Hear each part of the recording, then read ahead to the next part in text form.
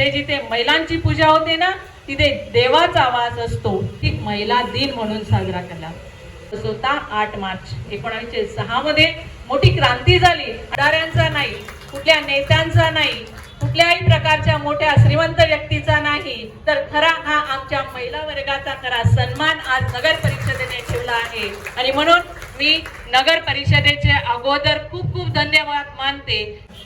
यत्र नार्यास्तु पूज्यते रमन्ते तत्र देवता. जन्माला घालण्याची ताकद निसर्गाने आम्हाला दिलेली आहे, दुसरी तिसरी कोणाला दिलेली नाहीये. बघा पण मात्र आता आपण आधुनिक महिला असू द्या, आपण क्वालिटीच्या वाया आहोत असं समजूया, आपल्याला क्वांटिटी नकोय.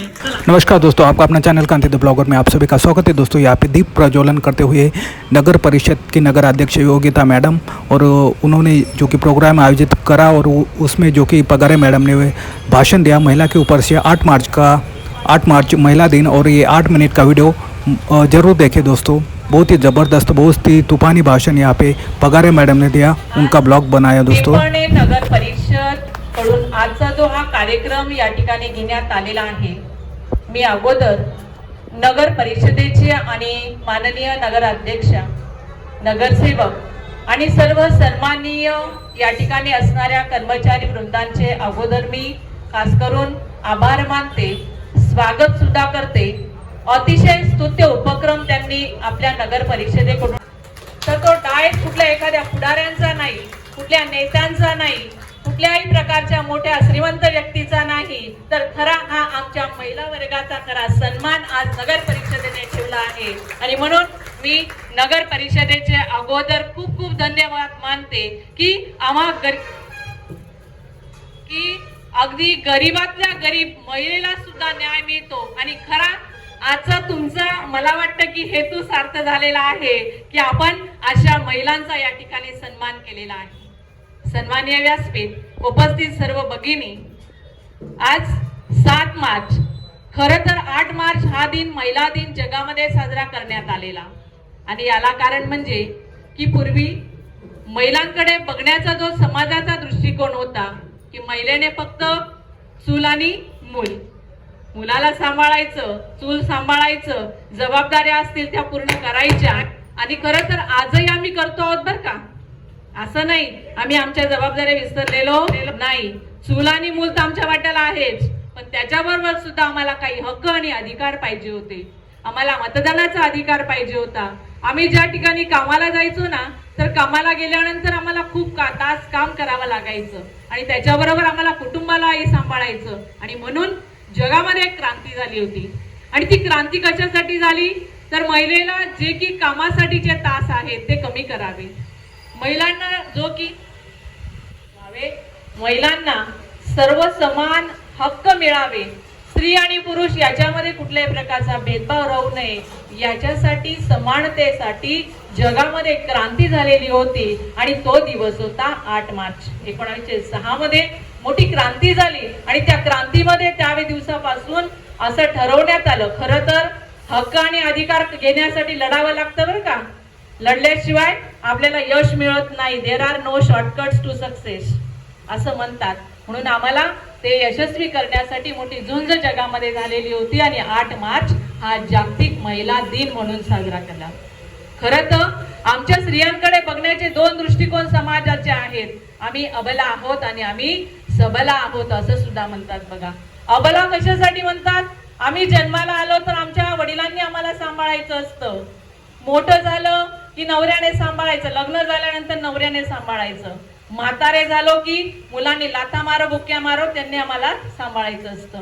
पण आम्ही मात्र एक प्रकारे याच्यातून वरती यावं, आम्ही आमचे स्वतःचं स्वातंत्र्य, स्वतःची जागा, स्वतःचं अस्तित्व निर्माण करावं, याच्यासाठी महिला दिन हा जगामध्ये साजरा केला जातो. यत्र नार्यास्तु पूज्यते रमन्ते तत्र देवता. जिथे जिथे महिलांची पूजा होते ना तिथे देवाचा आवाज असतो. पहिला दृष्टिकोन आमच्या भारतीय संस्कृतीनुसार आम्ही आपला आहोत. मी तुम्हाला सांगितलं, लहानपणी बापाने सांभाळायचं, मोठं झालं की नवऱ्याने सांभाळायचं, म्हातारे झालो की मुलांनी सांभाळायचं. आणि दुसरा एक दृष्टिकोन आहे बघा, तो म्हणजे आम्हाला देवतेचं महत्व दिलेलं आहे. आम्हाला देवता म्हणतात बघा. लक्ष्मीपूजन आलं की आम्हाला सासरवाले जाऊ देत नाही बरं का माहेरी. त्याला कारण काय असेल तुम्हाला माहिती असेल. एक म्हणजे की आपण छानपैकी तोपर्यंत आपल्या घरातली लक्ष्मी घरामध्येच पाहिजे हो असं म्हटलं जातं. म्हणजे देवतेचं आम्ही जर ठरवलं, आमच्यामध्ये निर्मितीची क्षमता आहे, जगामध्ये निर्माण करण्याची क्षमता जर कोणामध्ये असेल आमच्यामध्ये आहे, जर आम्ही थांबलो ना तर मला नाही वाटत की या जगामध्ये नवीन निर्मिती बाळ अर्थातच जन्माला घालण्याची ताकद निसर्गाने आम्हाला दिलेली आहे, दुसरी तिसरी कोणाला दिलेली नाहीये. बघा एवढा मोठा जर की मात्र सन्मान आम्हाला निसर्गाने दिलेला आहे. त्यामुळे आम्हाला हक्क आणि अधिकारांसाठी त्या ठिकाणी लढावं लागलं खरं तर. पण मी एक लेख वाचला आहे बरं का, तसं तुमच्या विरोधात इथं पुरुष कमी आहेत म्हणून मी तुम्हाला सांगते. The worst enemy, your enemy is you yourself. तुझी शत्रू दुसरी तिसरी कोणीच नाही आहे. शत्रू कोण आहे? तू स्वतःच आहे. महिलांची शत्रू जर कोण असेल तर महिलाच आहे. घरामध्ये सुनेचा छळ होतो, कोण करतो? एखाद्या मुलाचं लग्न मोडतं, कुणासाठी मोडलं जातं, किंवा एखाद्या घरामध्ये ज्या की महिलांना त्रास होतो तो जर की कोणाचा, आम्हाला आमचं वर्चस्व सहन होत नाही बरं का. म्हणून अगोदर आम्ही आमची मानसिकता बदलली पाहिजे. एखादी महिला पुढे जात असेल तर तिला नक्कीच प्रोत्साहन द्या.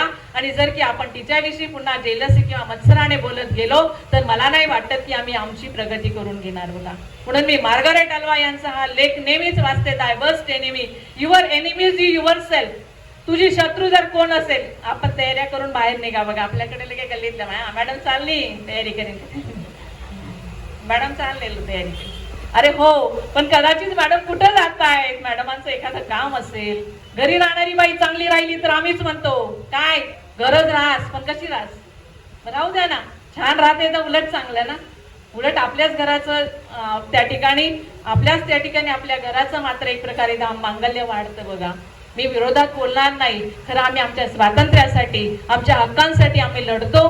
आणि हक्कांसाठी लढताना आम्हाला अनेक संघर्ष करावे लागले. सहज मोठ्या होत नाही महिला, सहज मोठ्या झाल्या नाही. राणी लक्ष्मीबाई जेव्हा की स्वातंत्र्य लढ्यामध्ये आल्या बघा, तेव्हा म्हटल्या मैं मेरी जाची नाही दूंगी. जर त्यावेळेसच इंग्रजांना प्रतिकार केला नसता आमच्या महिलांनी कदाचित आम्हाला आज हे स्वातंत्र्य मिळालं नसतं बघा.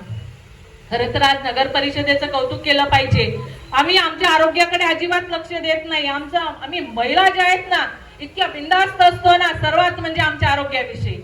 कधीच आमच्या घरामध्ये आम्ही अन्न स्वतः बनवतो. बनवल्यानंतर कौतुक करेल की आरोग्य शिबिर घेतलं.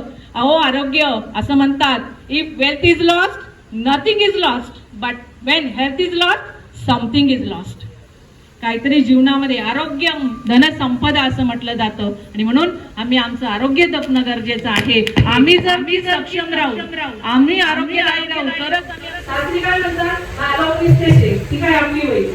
म्हणजे दोघं ठिकाणी आम्ही फरके असतो तरी मात्र एक प्रकारे आम्ही आमची भूमिका निभावताना कुठेच कमी करत नाही. अशाच सर्वजण. पण एकच खंत वाटते, एवढा सुंदर कार्यक्रम ठेवला आहे, गप्पा मारायला वेळ मिळतो बायांना, कुठे बी खरेदी करायला वेळ मिळतो, शॉपिंगला वेळ मिळतो, कुठे पिक्चरला सर्व किटी पार्टी राहिल्या सर्व ठिकाणी वेळ मिळतो. पण अशा चांगल्या ठिकाणी बाया येत नाही, ही मात्र खंत व्यक्त आपल्याला करावी लागते. जाऊ द्या, असू द्या, आपण क्वालिटीच्या बाया आहोत असं समजूया, आपल्याला क्वांटिटी नको आहे. चला ठीक आहे, धन्यवाद. नगर परिषदेचे खूप खूप आभार. आम्हाला असंच नेहमी बोलवत चला, आम्ही पण तुमच्यासाठी नेहमीच हजर राहू. धन्यवाद.